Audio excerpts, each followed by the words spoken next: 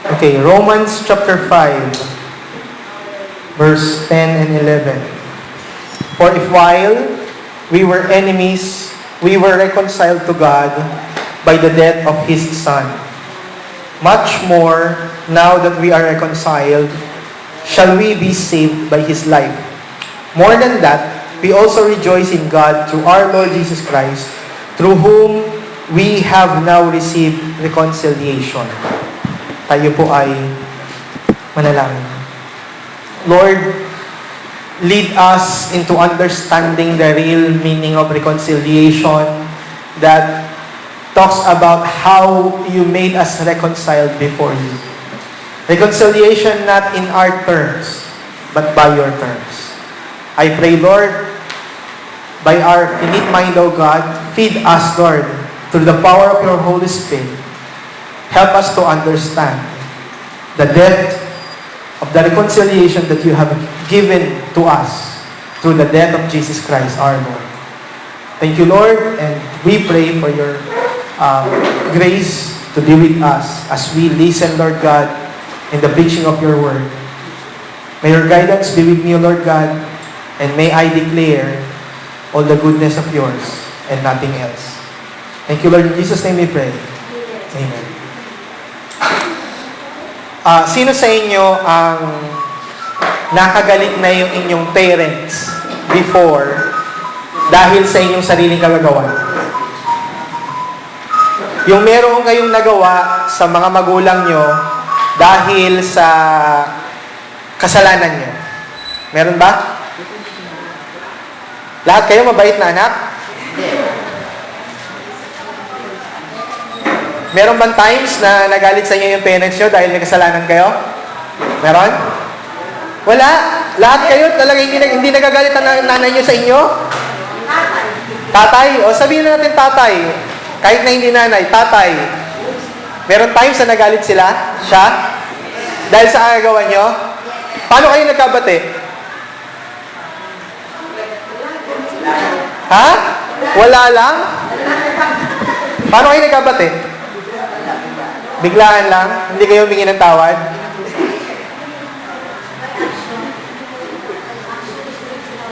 Action speaks louder than words. Bukod sa action speaks louder than words, lumapit ba kayo? Nilambing nyo ba nanay nyo? Hinalikin nyo ba sa kilikili? Anong ginawa nyo? Hindi kayo nag-effort? Walang effort na ginawa? Meron, di ba? Usually, hindi nyo man aminin, pero gumawa kayo ng paraan para makalapit ulit. Tama ba? Though minsan tayo mga Pilipino, takot tayo sa confrontation. So, ang ginagawa na lang natin, minsan naglalambing tayo. Hindi rin tayo mahilig gumawa ng yung peace offering. Hindi tayo mahilig sa ganon. Hindi tayo katulad ng ibang mga lahi, mga ganon eh. Once you offended somebody, you will give something in return para peace offering. Hindi ganon ang mga Pinoy. Ang mga Pinoy, minsan papalampasin, tapos papalamigin lang yung ulo, tapos usap, pero yun na yun eh, di ba? Through that, minsan naglalambing-lambing ng konti, okay na. Tama? Ganun ba? Okay. Pero, meron ba kayo naranasan na kayo na may kasalanan, kayo pa ang inamo? Ha? Kayo na may kasalanan, kayo na matigas ang ulo, tapos yung magulang nyo pa yung lumapit sa inyo? Nak, bati na tayo. Merong ganun, no? Merong time na ganun, no? Okay. Doon sa situation natin, when you say the term reconciliation, ano ang iniisip ninyo? Halimbawa, meron kayong kagalit. Paano kayo nagkaka-reconcile sa isa't isa? Meron ba kayong times sa matinding nakaaway? Paano kayo na-reconcile? Usap. Very good. Usap. Yan yung isa sa mga paraan. Sa mga may mag-asawa, yung mga may asawa dito, paano kayo nagkaka-reconcile ni spouse? Naglalambing. Badan Leo, nung kayo noon ni Mami Babes, nag-aaway ba kayo? Kasi parang hindi kayo nag-aaway eh. parang napaka-hinahon. Parang nai-imagine ko si Mami Babes na nga nang-aaway, tapos si Badan Leo parang tahi-tahimik lang. Ganun po ba nangyayari? Hindi naman. Pero nag-aaway kayo. Nag-aaway din kayo. Oo. Paano kayo nagkakabate? Paano kayo nagre-reconcile? Kayo lumalapit. Para magkabati kayo. Si Jojo, kayo ni Apple, paano kayo pagka nag-aaway?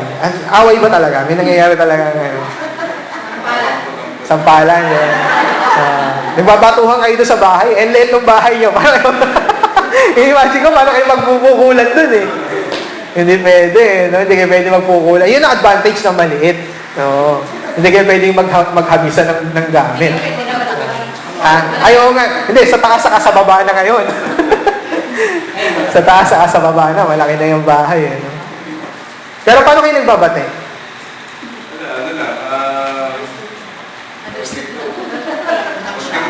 Konting usap. Coffee? Pagkakimla, ibig sabihin, yun Okay na. Galit pa yun. Kape ang palatandaan. Okay, tatandaan ko yan. Kila Jojo, palatandaan, kape. Oo, kape. Kami din pagka nag-aaway kami, kibuan yung palatandaan. Pag hindi kami nagkikibuan, meron pa yon. Pero pag nagkibuan kami, ayun, okay na yun. So, ibig sabihin, pwede mo nang kausapin. Pagka wala pang kibuan, minsan kukulitin, gano'n, para lumamig yung ulo. Pero, kailangan magkaroon ng reconciliation. Tama? Okay. Anong kaibahan yan sa reconciliation natin kay God? Ang common understanding ng maraming mga Kristiyano, tayo ang lumalapit una sa Diyos para ma-born again. Aminin ninyo, kahit noon, ang understanding natin para na-born again tayo, kasi lumapit tayo kay God, nag-pray tayo ng prayer of acceptance, nagsisi tayo sa ating kasalanan. Tama? Yan ang ating understanding. Kaya kayo na-born again? Kasi nag-pray kayo, lumapit kayo kay God, nagsisi kayo ng inyong kasalanan. Tama? Yun yung ating understanding. But when you read Romans chapter 5, that's not the case. That's not the case. The reconciliation doesn't start when you repent. The reconciliation doesn't start when you prayed the prayer of acceptance. Hindi doon nagsimula ang reconciliation. Ito ay isang big mystery na hindi madaling tanggapin ng maraming mga Christians. Kasi akala natin, kaya lang tayo na-reconcile nung nagsisi tayo. Kasi sa mga tao, para magkaroon ng reconciliation, kailangan mag-usap tayo. Di ba? Di ba para tayong internet selling, hanap, usap, deal. Di ba? Hanapin mo muna, tapos usap kayo, tapos pati na. Parang gano'n eh. Ang iniisip natin, pagka meron tayong kagalit, pag-usapan natin, tapos bati na tayo. So, ang common understanding din ng maraming mga Christians, kaya siya nagkaroon ng relationship kay God, nag-start yan nung siya ay nagsisi at nanalangin ng prayer of acceptance o sinner's prayer. But, ang sabi ng Romans 5, verse 10, hindi ganon. Tingnan niyo yung Romans 5:10. Merong for if. Merong mabigat na if dyan. Kung ako ang magta-translate ng Bible, lalagyan ko lagi ng capital letters yung word na if. Kasi yung word na if, yan ang nagbibigay ng malaking condition every time sa New Testament. Once Paul uses the word if, lagi yang merong kabaligtarang nangyayari. Okay? Lagi yang merong kabaligtarang nangyayari. Meron muna siyang sasabihin, tapos meron siyang kabaligtarang situation na sasabihin. Sa for if na yan, dyan sa verse 10, sabi dyan, for if while we were enemies. Meron ba? For if? Meron ba kayong if na nabasa dyan? Kahit pa. Sa Tagalog po, ano po sinabi? Kung. Pakibasa nga po sa Sir Carmen sa Tagalog. Sapagkat kung noong tayo mga kaaway ay pinagkasundo tayo sa Diyos sa pamamagitan ng kamatayan ng kanyang anak. Habang mayroong nagkakasundo na ay mga liligtas tayo sa kanyang buhay. Salamat po, King James.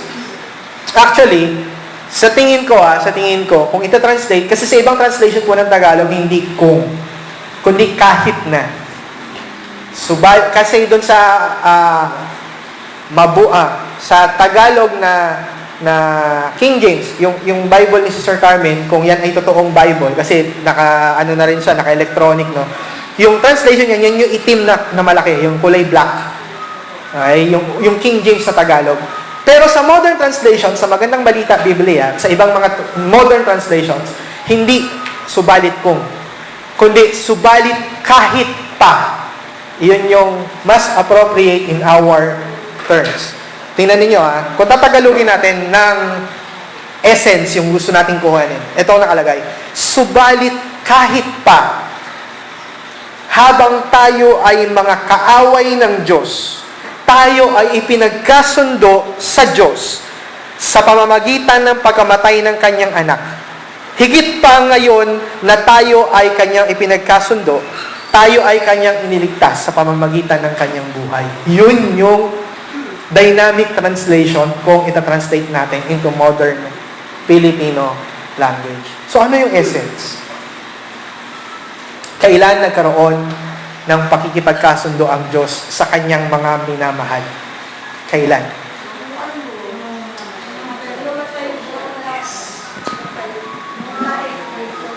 Yes. Kaya po, yung plan of salvation natin, hindi lang ho nagsimula nung nag-pray kayo. Po?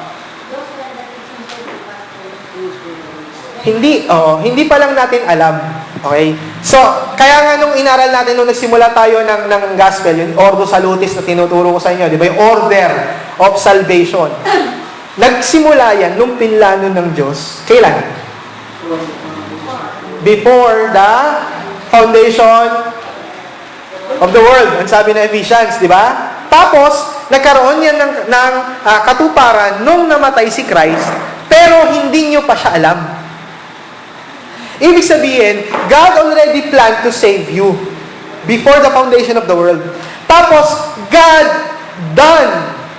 have done the execution ng salvation na yon, yung reconciliation na yon, sa inyong dalawa nung namatay si Christ. Pero yung pag-unawa mo, realization, pagkakaroon ng intindi, na ikaw pala ay gusto palang ma-save ng Panginoon, nangyari yan nung binuhay ka niya spiritually.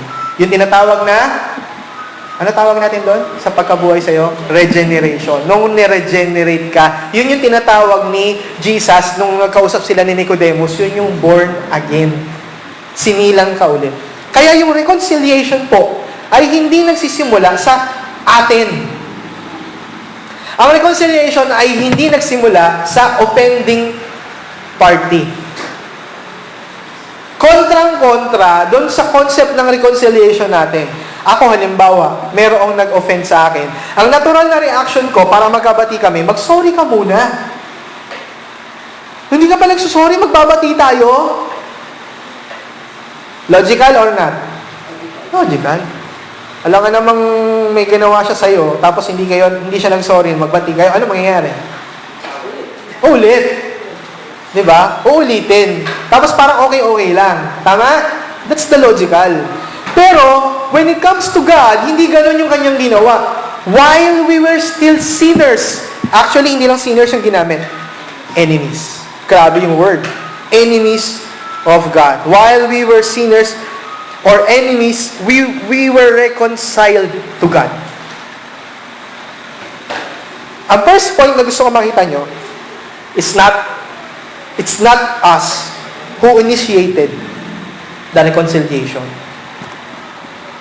Naalala nyo po nung magbabati na si Esau saka si Jacob. Na-offend ni Jacob si Esau. Anong ginawa ni Jacob kasi? Kinuha niya yung birthright na dapat ay para kay Esau.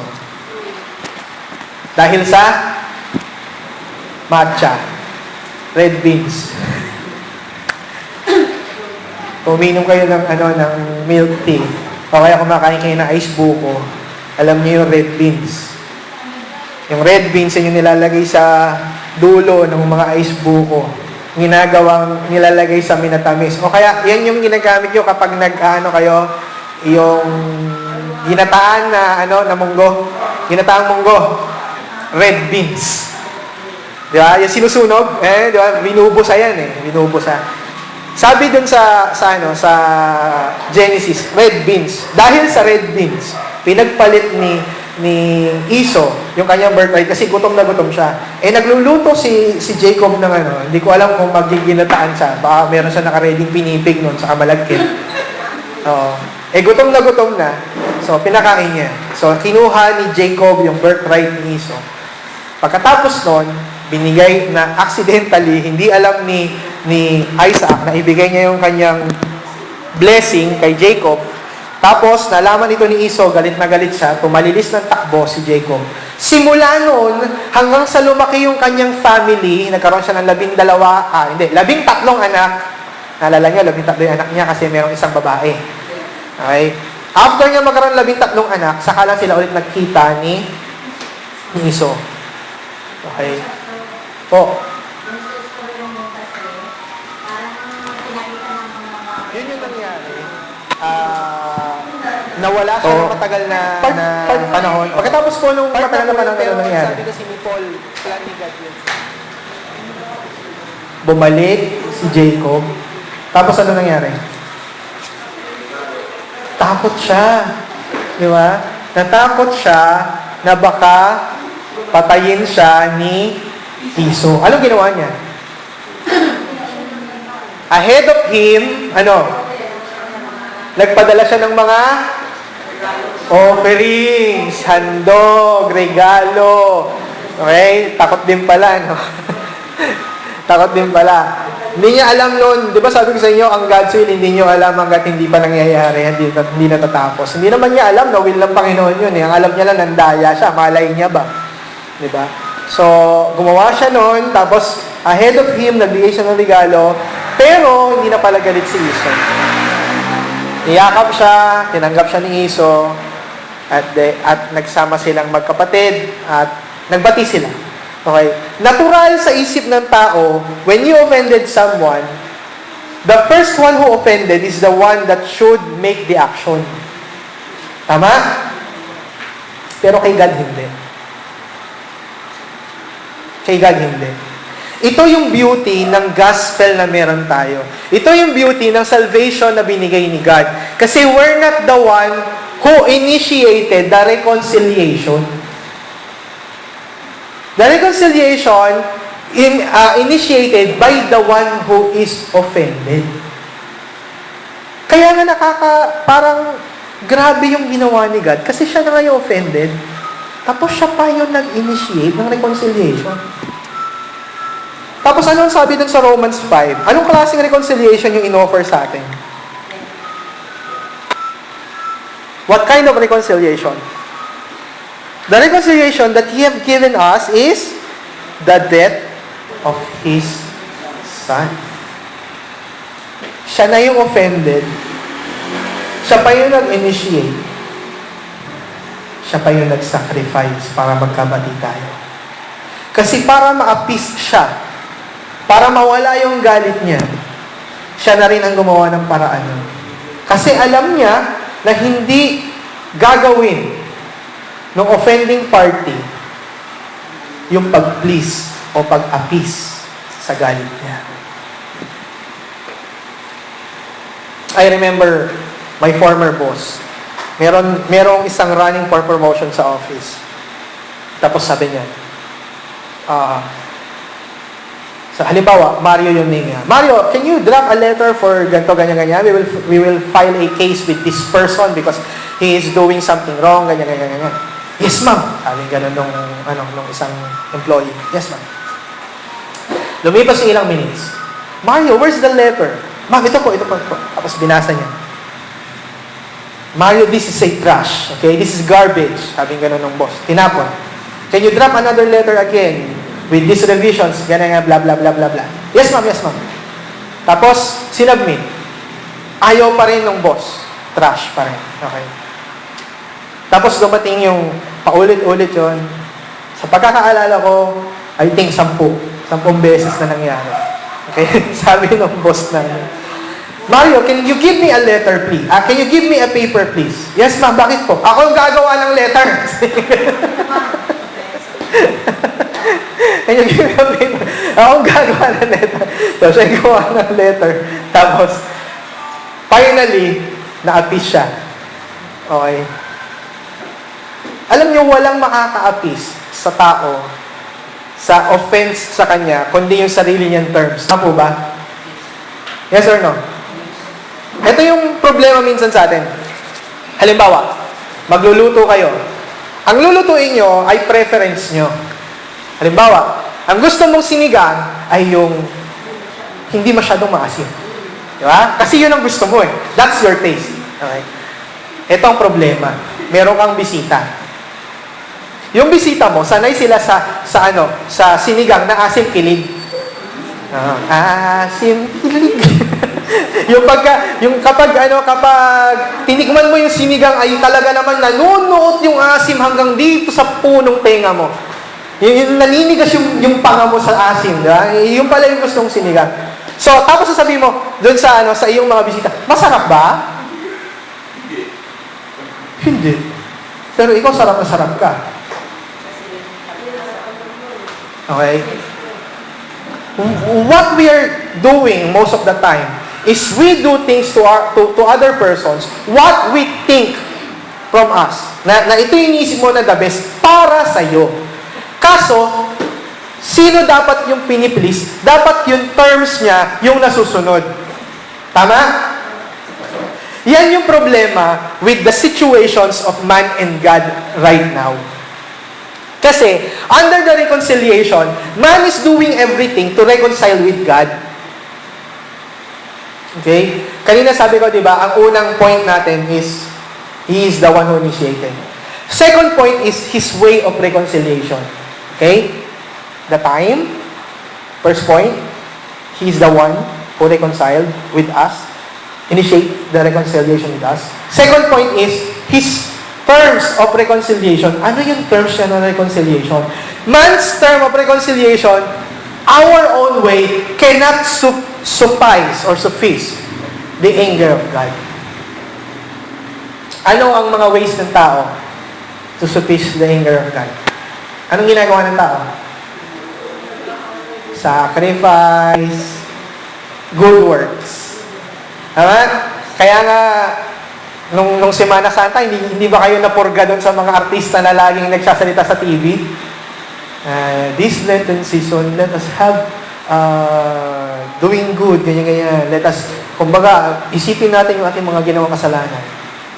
Nung Lenten. Diba? Tapos, ang mga palabas nun ay talagang puro naman good works. Saan katerbang good works? Diba? Saan katerbang ko? Paano makikipagbati? Paano yung mga na-offend mo ay dapat mong makipagbati ka? Huwag mong husgahan yung kapwa. That is the human understanding of reconciliation with God. Yun yung terms natin. But, hindi yun yung terms ni God. Anong terms ni God? Ang terms ni God, you should die. Gusto mo ako ma-peace, ma-at peace, mamatay ka. Grabe, no? Nakakita na ba kayo ng isang taong galit na galit? Di ba? Tapos sa galit niya, hindi ako makikipagbati sa iyo. Magkalimutan na tayo hanggang mamatay. Nakakita na ako ng gano'n. Yung talagang tiisan talaga hanggang mamatay talaga. And that's the only thing that can suffice God for you to go to hell. Alam niyo ba yun? The only thing that can suffice the anger of the Lord is that man should go to hell. You should die. Or else, wala. Hindi ibig sabihin, Pastor, hindi na pwede makipagbati ang tao sa Diyos. Yes. Because the offended party is the most high. Okay? Ang binastos po natin sa pamamagitan ng kasalanan natin ay ang pinakamataas sa lahat. At yun ang Diyos. Ano kaya ang gagawin ni Pinoy? Halimbawa, si Pinoy. No? Halimbawa na lang. Although I don't think if all of you would agree with he is an okay or not okay president. Hindi ko sure kung makikipag-agree kayo na okay or hindi siya. Pero the issue is, halimbawa, sa harapan ni Pinoy, bigla kayong humatsing. Okay? Tapos yung sipon nyo tumalsik sa kanyang salamin. Pak! Ano mangyayari? Hindi ko alam kung anong gagawin ng PSG niya sa inyo. Di ba? Hindi nyo sinasadya. Siguro kung may press, hindi kayo kakantiin nun. Pero sigurado ko, yari kayo sa PSG kung walang bantay at walang nakakakita. Isipin nyo, na-offend ninyo siya. Sabi nga, pinagbawalan kami na we are told that we should not post anything na will offend or will insult him over the internet. Merong ganon sa amin, though hindi yun written, pero pinagbawalan kami. Now, once we are caught, a government employee from DTI, caught na merong ipopost, na mag-i-insult sa kanya, sigurado merong mangyayari, hindi maganda. Si Pinoy lang yun. How much more si God? He's the one who is offended with our sins. At araw-araw po tayo nagkakasala. So sa tingin niyo, ano yung tanging makakapag-suffice ng kanyang galit? Wala. Walang kayang makapag-suffice ng galit niya. It is His terms. So hindi lang siya yung unang nag-initiate, but He is also the one who gave the terms kung ano yung tanging makakapag-suffice para makapag-reconcile ang tao sa Kanya. And that is the death of Christ. Pangatlong point na gusto kong matutunan nyo ngayong umaga is the effect of that reconciliation.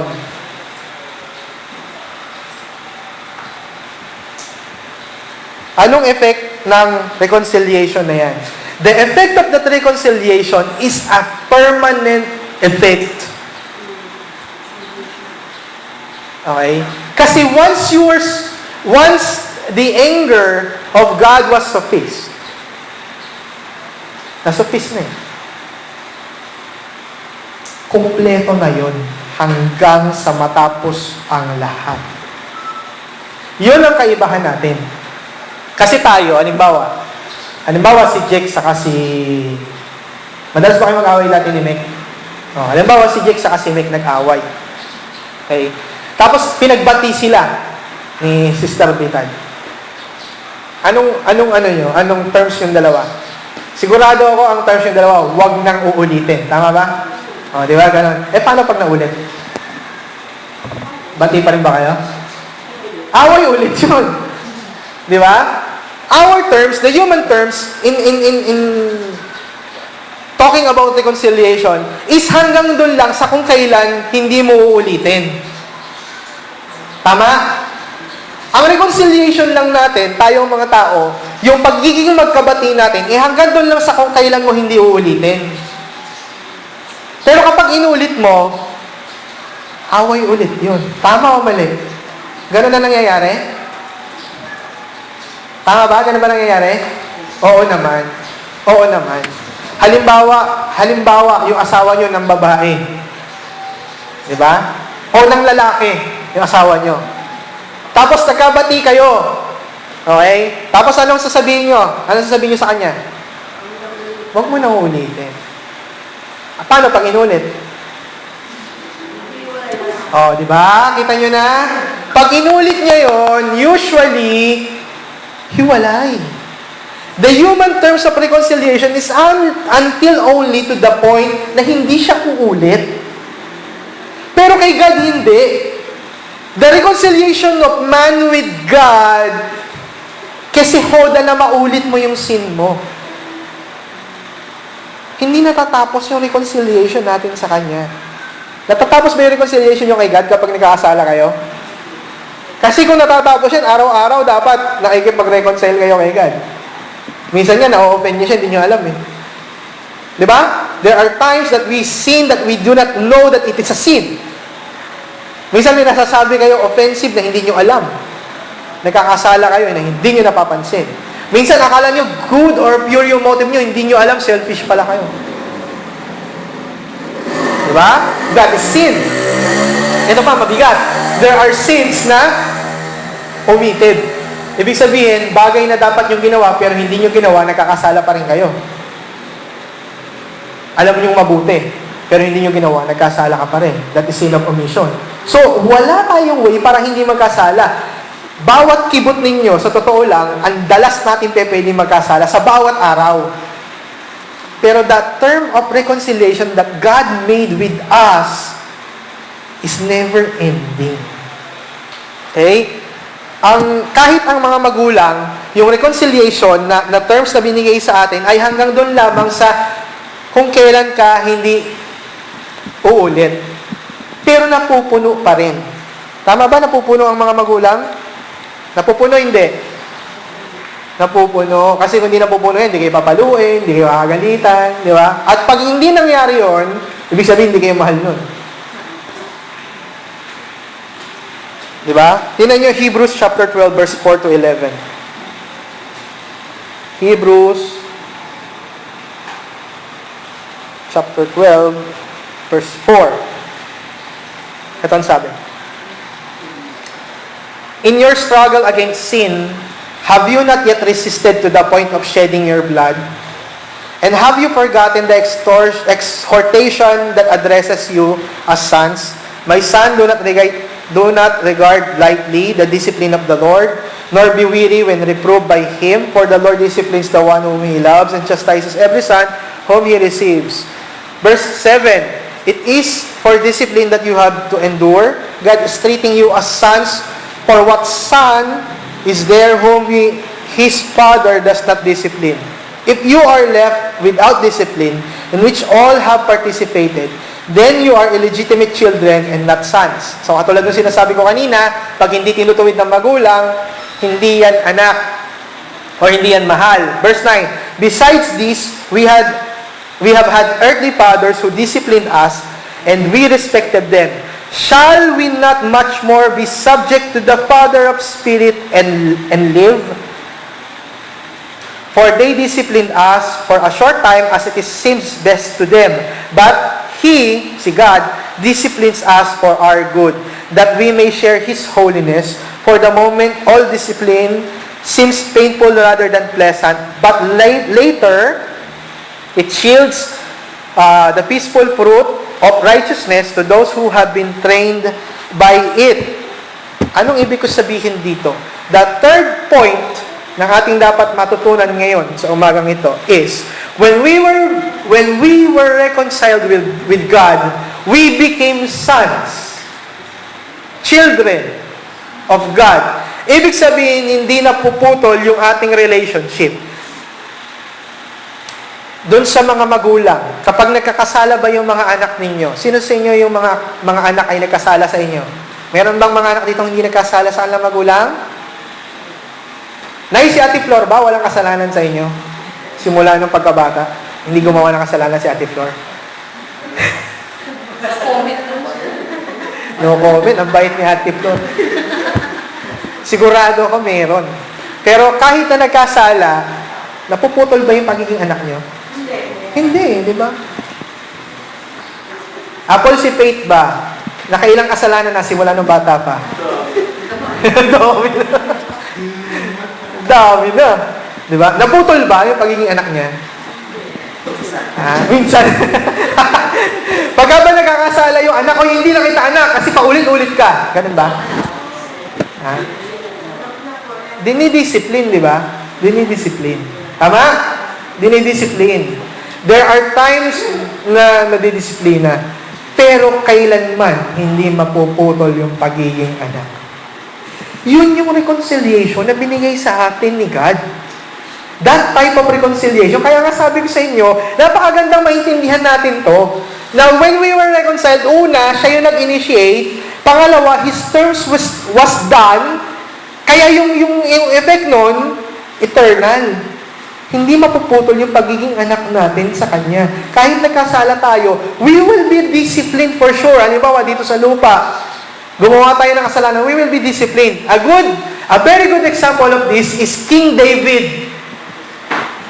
Okay?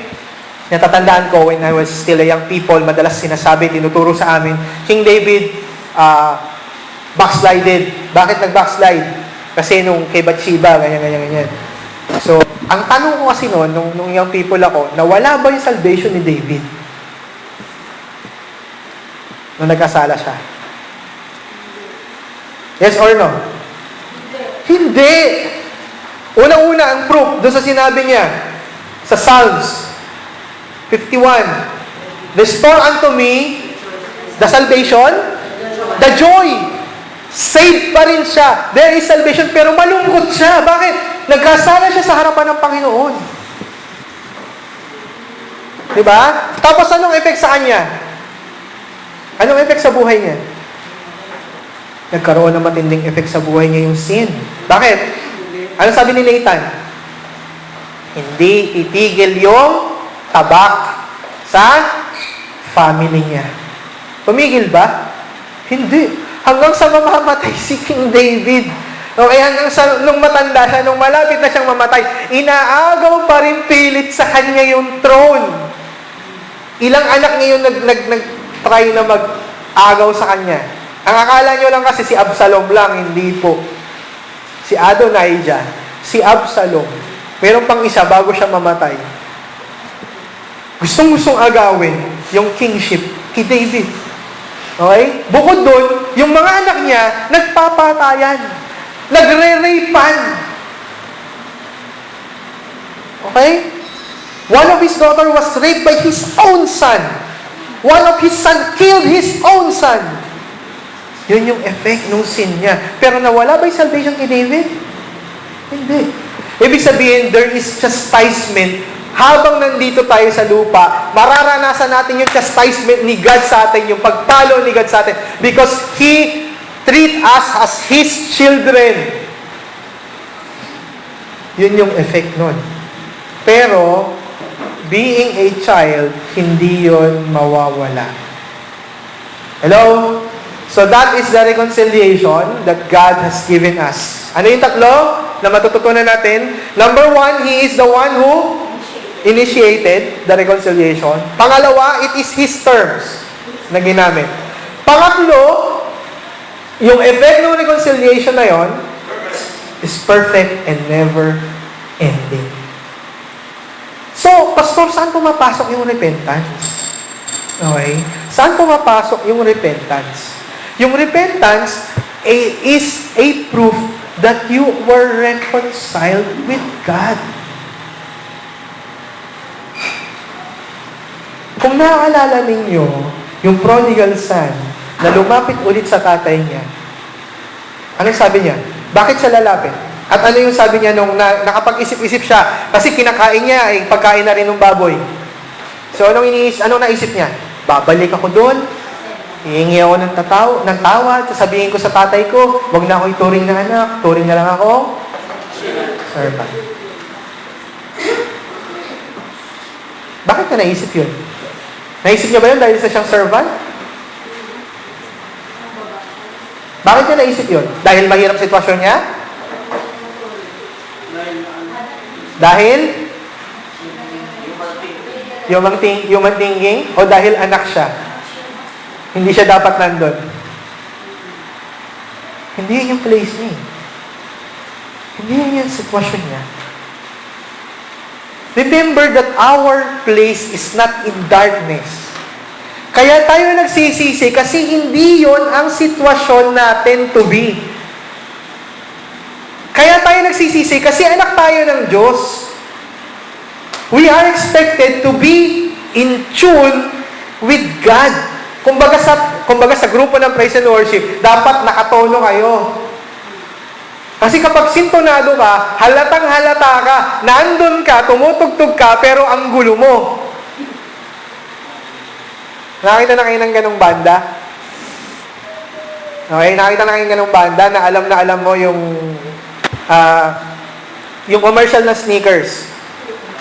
Naalala niyo yung drummer doon? Tutugtog siya, yung lola, yung tumutugtog. Yeah. Kasi yung banda, tumutugtog sila, pero yung isa, wala sa gana, kaya parang lola siyang tumugtog. Ganon yung nangyayari sa isang Christian na nanatili sa sin na hindi pa nagsisisi? Wala siya sa tono. Hindi siya dapat doon. The repentance only proves that he or she is an authentic children of God. Kasi yung pagsisisi na yun yung patunay na he is going back again to God. Kaya sabi nung prodigal son, sabi niya, magsisisi ako. Babalik ako. Kasi I'm not supposed to be here. I'm supposed to be with my Father.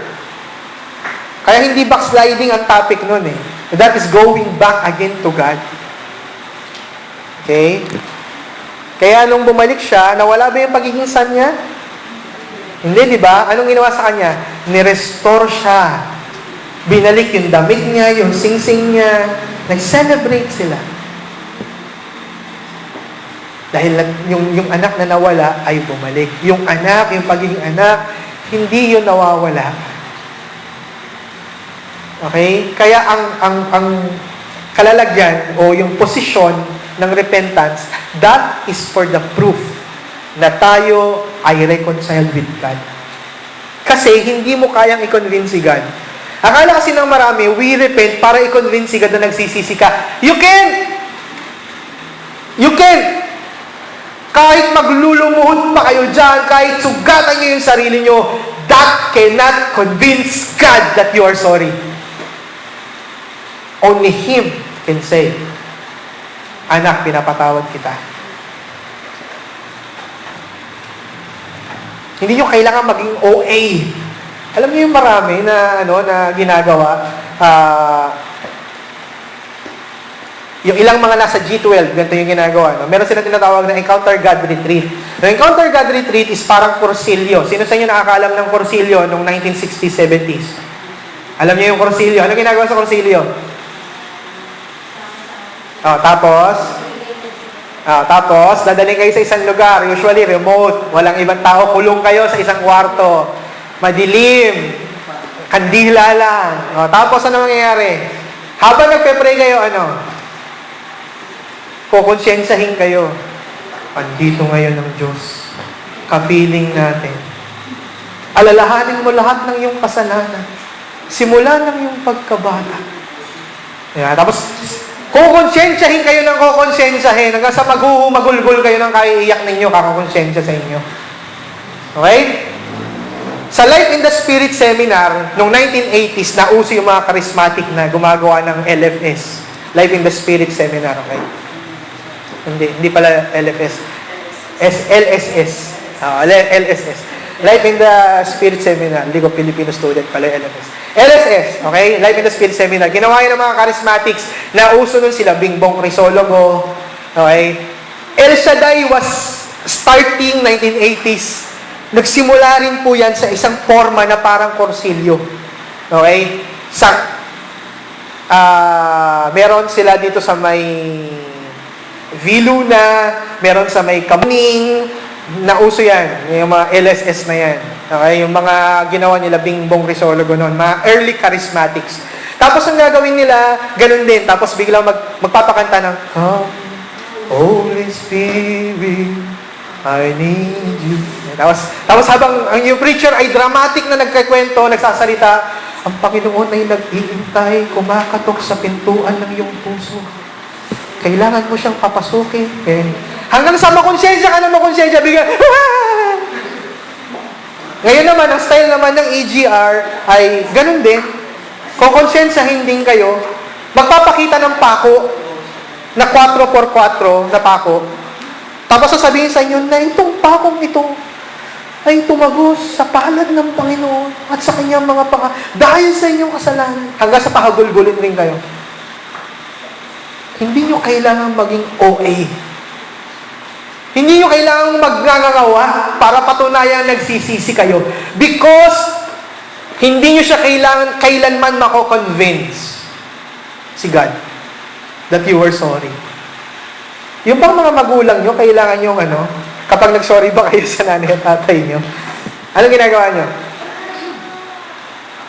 Minsan, makikita nyo yung mga bata, bilang magwawalis siya. Di ba? Maglilinis ng bahay. Di ba? Si Blessing sa si Grace, magugulat ako, bigla akong minamasahe. Di ba?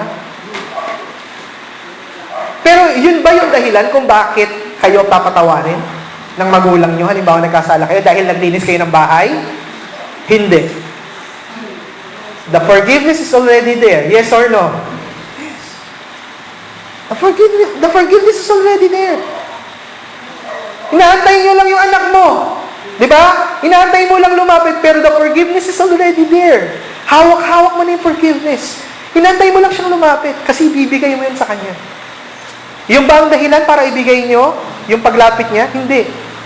Nandun yun sa inyo. Ayaw nyo palang ibigay kasi gusto nyo lumapit siya. Tama? Pero hindi niya kailangan maging OA. Tama? Kahit simpleng sorry nga na, okay na eh. Tama ba? Ang taong mahal nyo, okay, andun lagi yung pagpapatawad nyo. Tama? Kahit simpleng sorry lang, basta alam nyo, tama yung pagsusorry niya at he or she means it. You will give your forgiveness. Yes or no? Yes. Yes. Kay God, hindi natin kailangan magpaka-OA. Repentance is a proof that we are a authentic children of God. Nandun yun. Okay? I hope na naintindihan niyo po yung points na gusto kong makita. The reconciliation is initiated by God. Kaya hindi niyo siya kayang i-please. Okay? Hindi yung pupunta kayo sa CR, di ba? Sino sa inyo nakapunta sa mga prayer mountain? Di ba? Usually, ang mga prayer mountain, merong prayer cell. Tapos sa prayer cell, pag pumasok yung tao, nagkakawa ng malakas. Kasi gusto niya may makarinig sa kanya sa labas. Di ba? Para raw ma-release. Bakit? Di ba kayo pwedeng mag-pray ng tahimik? Sa kwarto nyo ba, hindi kayo makapag-pray? Ako nga, sa CR ako nagpe-pray eh. So what? Kailangan nyo pa ng prayer mountain. Di ba? Kailangan nyo pa pumunta doon, pumasok doon sa prayer cell na tinatawag. Para magkakawal doon. Sa Touch of Glory, sa Mount Hermon, kahit saan pa yung mga prayer mountains na yan. Lahat yon may mga prayer cell doon. At magugulat kayo, papasok sa maliit doon, tapos magsisisigaw.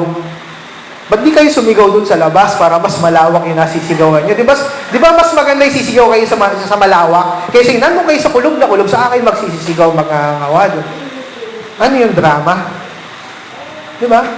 Hindi nyo kailangan maging OA before God. He knows the authenticity of our repentance.